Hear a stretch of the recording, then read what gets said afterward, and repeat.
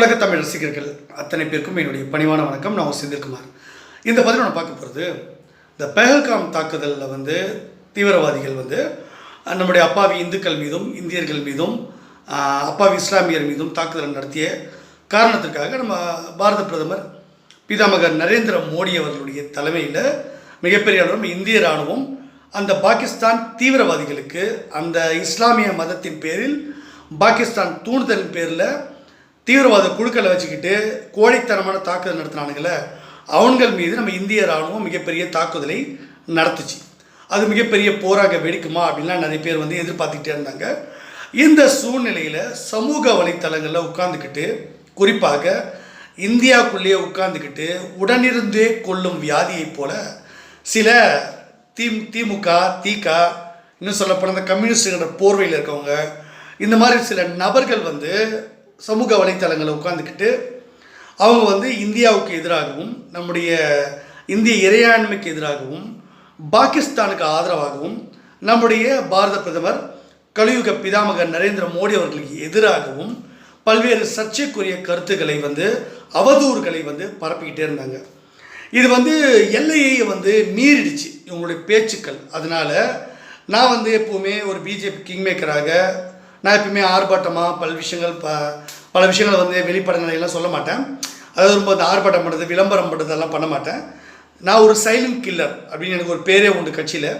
அதாவது என்ன விஷயம் நடந்தாலும் யாரை எப்படி நடவடிக்கை எடுக்கணும், என்ன செய்யணும், அவங்களுக்கு மேலே என்ன மாதிரி நடவடிக்கை எடுக்கணுன்றதெல்லாம் நான் சைலண்ட்டாக முடிச்சுட்டே போயிடுவேன். அந்த மாதிரி என்ஐஏக்கு, நேஷ்னல் இன்வெஸ்டிகேஷன் ஏஜென்சிக்கு இந்த மாதிரியான தீவிரவாதிகளை ஆதரித்து, அதாவது இவங்க பேசும்பொழுது இந்த சமூக வலைத்தளத்தில் இந்த சுந்தரவல்லின்றவங்க, அவங்க செம்புலன்ற ஒரு யூடியூப் சேனல், அதுக்கப்புறம் இந்த உமாபதினு ஒருத்தர் ஃபஸ்ட் லைன் அப்படின்னு ஒரு சேனல் நடத்துகிற அவர், அதுக்கப்புறம் இந்த யூடியூப் ரூட்டர்ஸ் மைனரு, அப்புறம் இந்த கருஞ்சட்டை படை 2.1 ஏற்கனவே அந்த சகோதரருடைய சேனல் தடை செய்யப்பட்டது, பிளாக் பண்ணப்பட்டது.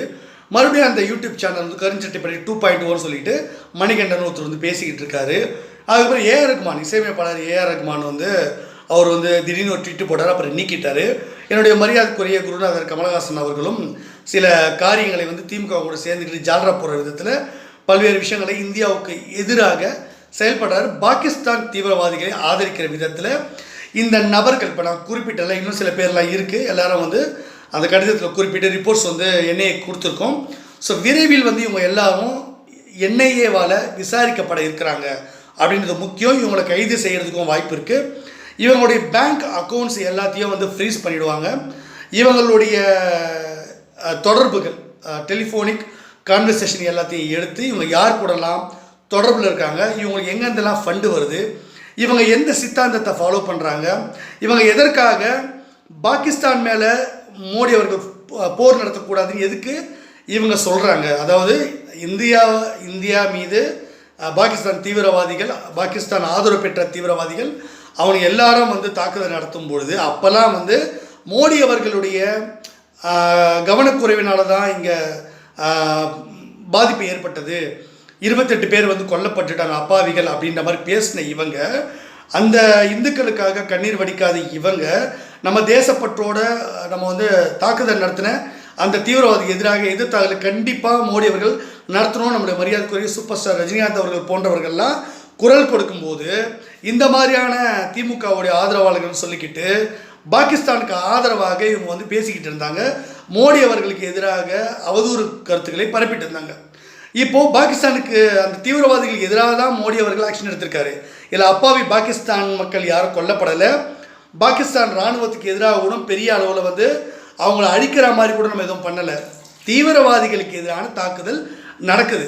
ஆனால் இவங்க எல்லாரும் ஊடகங்களில், சமூக ஊடகங்களில் உட்காந்துக்கிட்டு என்ன பேசுகிறாங்க, இவங்க எல்லாரும் மோடி அவர்கள் ஏதோ பாகிஸ்தான் மக்களை கொல்ல போகிறாரு, இவர் தாக்குதல் நடத்துறது தப்பு, போரே தப்பு, சமாதான புறா பறக்க விடப்படணும், இது போரில் நடக்கக்கூடாது, இது தப்பு, மோடி அவர்கள் தவறான முடிவு எடுக்கிறாரு, அப்புறம் பாகிஸ்தான் திருப்பி அடித்தான்னா நம்ம இந்தியா இல்லாமல் போயிடும் அப்படின்னு இந்த மருத்துவர் காந்தராஜ் இன்னும் நிறைய பேர் உட்காந்துக்கிட்டு தொலைக்காட்சிகளில் இந்த ஜீவ சகாப்தன், ஜீவா டுடே சேனலு, இந்த அறக்கழகம், அப்புறம் அரண் செய்யி, இன்னும் நிறைய யூடியூப் சேனல்கள் இந்த மாதிரி கேவலமாக இந்தியாவுக்கு எதிராகவும் பாகிஸ்தானுக்கு ஆதரவாகவும் இங்கே பேசிக்கிட்டு இருக்காங்க.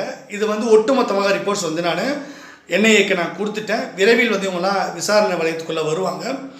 அதாவது காவல்துறை விசாரணைக்கும் என்ஐஏவோட விசாரணைக்கும் ஒரு வித்தியாசம் இருக்குது. நேஷ்னல் இன்வெஸ்டிகேஷன் ஏஜென்சின்றது தேசிய புலனாய்வு முகமை வந்து மிகப்பெரிய அளவில் அவங்களோட என்கொயரியே வேறு மாதிரி இருக்கும். ரெண்டாவது இவங்களை கைது பண்ணுறதுக்கான பெரிய ரீசன்ஸ் எல்லாம் வந்து கோர்ட்டில் வந்து சொல்லணும்னு அவங்க அவசியம் கிடையாது. பிடிச்சி உள்ளே போட்டாங்கன்னா இவங்க ஜென்மத்துக்கு வெளியே வர முடியாது, களிதான் தின்னணும், இவங்களோட எல்லா இதுவும் போயிடும் அப்படின்றது புரிஞ்சுக்கங்க.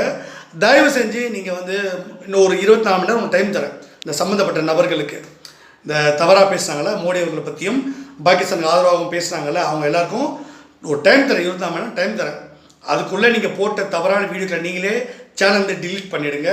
அதுக்கப்புறம் மன்னிப்பு வீடியோ வந்து நீங்கள் வந்து கண்டிப்பாக போடணும்.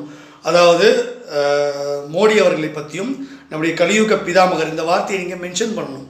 நம்முடைய மாண்புமிக்க பாரத பிரதமர் திரு நரேந்திர மோடி அவர்கள் நம்முடைய பிதாமகர் கலியுக பிதாமகர் அவர்களுக்கு எதிராகவும் இந்திய இராணுவத்துக்கு எதிராகவும் நாங்கள் பேசியது தவறு. பாகிஸ்தானை இனிமேல் ஒருபோதும் ஆதரித்து பேச மாட்டோம். தீவிரவாதிகளை ஒருபோதும் ஆதரிக்க மாட்டோம். தீவிரவாதத்தை ஆதரிக்க மாட்டோம். இந்தியாவுக்கு எதிராகவும் இந்திய இறையானுக்கு எதிராக இனிமேல் ஒருபோதும் இந்த மாதிரியான அவதூறு கருத்துக்களை பரப்ப மாட்டோம். பாரத் மாதா கி ஜெய், ஜெய் ஹிந்த், அதுக்கப்புறம் வந்து ஜெய் ஸ்ரீராம் அப்படின்றத நீங்கள் சொல்லணும்.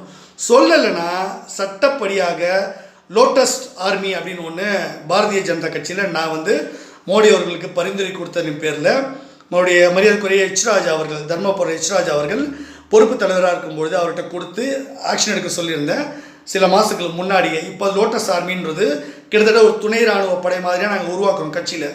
நீங்கள் சட்டத்துக்கு உட்பட்டு நீங்கள் நடக்கலைன்னா என்ஐஏ மூலமாக அரெஸ்ட் பண்ணுவோம். அதையும் மதிக்காமல் நீங்கள் திமிராக ஏதாவது பண்ணிக்கிட்டு இருந்தீங்கன்னா லோட்டஸ் ஆர்மி மூலமாக உங்களுக்கு தகுந்த பாடம் கற்பிக்கப்படும்ன்றதை மறந்துடாதீங்க.